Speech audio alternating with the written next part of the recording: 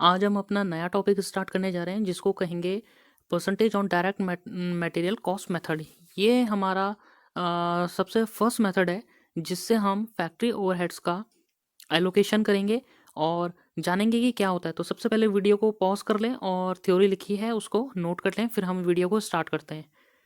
चलिए स्टार्ट करते हैं। इस मेथड में क्या होगा, देखिए डायरेक्ट मटेरियल की जो भी कॉस्ट होगी हम उसको बेस लेंगे। बेस लेने का मतलब है कि वो हमारा जो भी फैक्ट्री ओवरहेड्स हमारे होंगे वो डायरेक्ट मटेरियल के बेसिस पे क्या करेंगे, वेरिएट करेंगे। कैसे, देखिए in this method the cost of direct material used in the manufacture of a product is used as the base for allocation of factory overheads. Factory overheads का allocation करने के लिए हम डायरेक्ट मटेरियल को क्या करेंगे, बेस मानेंगे। Base मानने का मतलब यहाँ पर ये है, ये फॉर्मूला हमको गिवन है कि फैक्ट्री ओवरहेड रेट कैसे निकालना है। ये क्या है, इसके लिए हमें एक एग्जांपल देखना पड़ेगा। पहले फॉर्मूला देख लेते हैं। फैक्ट्री ओवरहेड रेट क्या होगा, अमाउंट ऑफ फैक्ट्री ओवरहेड यानी जितने टोटल फैक्ट्री ओवरहेड्स अलॉट हुए हैं यानी कि एलोकेशन हुआ है, डिवाइड करेंगे उसे cost of direct material use into 100। ये तो फॉर्मूला है। इसको और क्लियर करने के लिए हम एक एग्जांपल देखते हैं और एग्जांपल हमारे सामने है। देखिए direct material used amounting ₹40,000 in a production department. एक कंपनी, एक फैक्ट्री के अंदर एक प्रोडक्शन डिपार्टमेंट है जिसमें ₹40,000 का क्या हुआ है, डायरेक्ट मटेरियल यूज हुआ है। और फैक्ट्री ओवरहेड्स आए हैं 10,000 के। ये जो 40,000 है ये टोटल डायरेक्ट मटेरियल है और 10,000 टोटल हमारा क्या है, फैक्ट्री ओवरहेड्स है। Then percentage of factory overhead. अब यहाँ पे देखिए हमें परसेंटेज निकालने की जरूरत क्यों पड़ रही है, क्योंकि 40,000 का डायरेक्ट मटेरियल है। ये तो हमको मालूम पड़ जाएगा कि किस टोटल प्रोडक्शन में 40,000 कहाँ कहाँ पे डायरेक्ट मटेरियल ये यूज हुआ है, ये तो हमको मालूम पड़ जाएगा। लेकिन ये 10,000 अगर 2-3 प्रोडक्शन डिपार्टमेंट हुए तो हमको ये फाइंड कर पाना थोड़ा डिफिकल्ट हो जाएगा कि ये 10,000 की कॉस्ट कैसे कैसे एलोकेट हुई है। तो इसके लिए हम क्या करेंगे, एक परसेंटेज निकालेंगे। परसेंटेज क्या होगा, फैक्ट्री ओवरहेड परसेंटेज होगा। तो फॉर्मूला क्या होता है, अमाउंट ऑफ फैक्ट्री ओवरहेड्स। तो यहाँ पे टोटल फैक्ट्री ओवरहेड्स कितने हो रहे हैं, 10,000 हो रहे हैं। और टोटल हमारे पास जो डायरेक्ट मटेरियल है वो कितना है, 40,000 है। तो 10,000 डिवाइड बाय 40,000 इंटू 100 अगर हम करें तो 25% का हमारा क्या आ रहा है, रेट आ रहा है। इसका मतलब कि फैक्ट्री ओवरहेड्स का रेट क्या होगा, 25%। यानी कि देखिए आगे लिखा हुआ है कि if ₹4,000 has been spent on material for this department to complete a sub work. सब वर्क का मतलब है कि पूरा काम नहीं हुआ है अभी, एक प्रोडक्शन का एक पार्ट हुआ है। यानी कि अगर मान लिया जाए एक प्रोडक्शन डिपार्टमेंट ए है और वहां पे 4,000 रुपए के डायरेक्ट मटेरियल लग रहे हैं, तो फैक्ट्री ओवरहेड्स 25% लगेंगे इस 40,000 के, ओ सॉरी 4,000 के 25% लगेंगे जो कि होता है 1,000। यानी कि अगर मटेरियल 4,000 रुपए का लगा तो ये हमको एलोकेट हो गया, ये हमने एब्जॉर्ब कर लिया, ये हमने कैलकुलेट कर लिया कि 1,000 रुपीज़ की हमारी क्या आएगी, एब्जॉर्प्शन, ओ सॉरी ओवरहेड कॉस्ट आएगी। ये 25% कैसे निकला, यहाँ पर हमने बेस माना है मटेरियल कॉस्ट को। मतलब ओवरहेड्स जो भी वेरिएट करेंगे, कम ज़्यादा होंगे, वो किसके बेसिस पे होंगे, मटेरियल कॉस्ट के बेसिस पे। यानी कि अगर मटेरियल कॉस्ट बढ़ जाएगी तो ओवरहेड्स भी बढ़ जाएंगे, अगर मटेरियल कॉस्ट कम हो जाएगी तो ओवरहेड्स भी कम हो जाएंगे। तो ये था हमारा percentage on direct material cost method.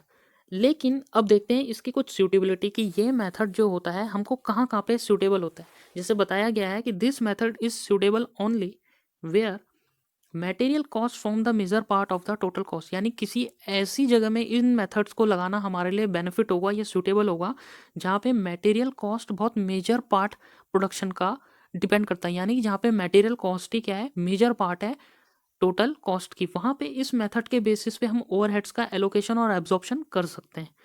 या फिर overheads tend to relate to the material cost. ये मेथड उस जगह पे भी बेनिफिट है यानी सूटेबल होगा जहाँ पे ओवरहेड्स मटेरियल कॉस्ट से ही रिलेटेड हो, ये मेथड वहाँ पे भी सूटेबल होगा। तीसरी चीज, वेयर आउटपुट इज यूनिफॉर्म। यानी कि जहाँ पे सिर्फ एक ही तरीके का प्रोडक्ट बने, तो अगर प्रोडक्ट एक तरीके का बनेगा तो जाहिर सी बात है उसमें मटेरियल भी एक ही तरीके का लगेगा। और अगर मटेरियल एक तरीके का लगेगा तो ओवरहेड्स भी हमारे इजीली क्या हो जाएंगे, कैलकुलेट करना आसान हो जाएगा। लेकिन इस मेथड की कुछ अपने आप में लिमिटेशन है, वो लिमिटेशन क्या है वो पढ़ते हैं। पहली लिमिटेशन है कि price of materials are subject to frequent change. जाहिर सी बात है, मटेरियल की प्राइस पे हर बार कुछ फ्रीक्वेंट चेंजेस आते रहते हैं। कई बार मटेरियल कॉस्ट महंगी हो जाएगी, कई बार मटेरियल की कॉस्ट कम हो जाएगी, यानी रॉ मटेरियल जो हम खरीदते हैं वो महंगा हो सकता है, वो सस्ता हो सकता है। तो अगर मटेरियल की कॉस्ट में वेरिएशन आएगा तो जाहिर सी बात है ओवरहेड्स की कॉस्ट में भी क्या आ जाएगा, वेरिएशन आ जाएगा, जिसकी वजह से थोड़ा कैलकुलेशन कर पाना डिफिकल्ट हो जाएगा। सेकंड लिमिटेशन इस मेथड की कहाँ पर आएगी, अगर आपने ये मेथड यूज़ कर लिया ऐसी जगह में, वो जगह कौन सी है कि जहाँ पे many machines are use in a factory. भाई अगर ऐसा कोई फैक्ट्री है जहाँ पे बहुत सारी मशीनें लग रही हैं और ओवरहेड्स बहुत अलग अलग जगह में अलग अलग आ रहे हैं, तो वहाँ पे मटेरियल के बेसिस पे कैलकुलेट कर पाना थोड़ा मुश्किल भी होगा और सूटेबल भी नहीं होगा। हम ट्रू कॉस्ट नहीं फाइंड कर पाएंगे।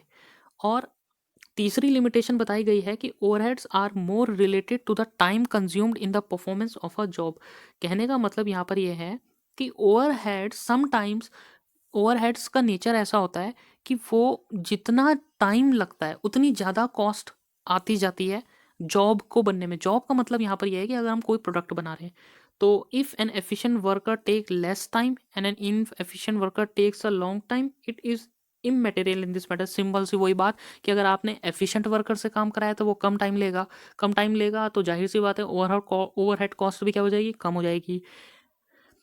एफिशिएंट वर्कर अगर से आपने काम करवाया तो टाइम लगेगा कम, इन एफिशिएंट वर्कर से काम करवाया तो टाइम लगेगा ज़्यादा। तो यानी कि मटेरियल की कॉस्ट क्या हो जाएगी, वेरिएट होती रहेगी, जिसकी वजह से ये मेथड इन जगह में जाके फेल होता नज़र आता है। यानी कि हमें फेल तो नहीं कहना चाहिए डायरेक्टली, लेकिन इस मेथड्स को अगर हम इन 3 जगह पे एप्लीकेबल करेंगे जो इसकी लिमिटेशन है, तो वहाँ पे ये मेथड हमको थोड़ी परेशानी दे सकता है एलोकेशन और एब्जॉर्प्शन करने में। तो ये था हमारा फर्स्ट मेथड जो था percentage of direct material cost method. I hope ये मेथड आपको समझ में आया होगा, एग्जाम्पल सहित इसकी सूटेबिलिटी और लिमिटेशन भी हमने देख ली है। तब मिलते हैं ऐसे ही, तब तक के लिए बाय।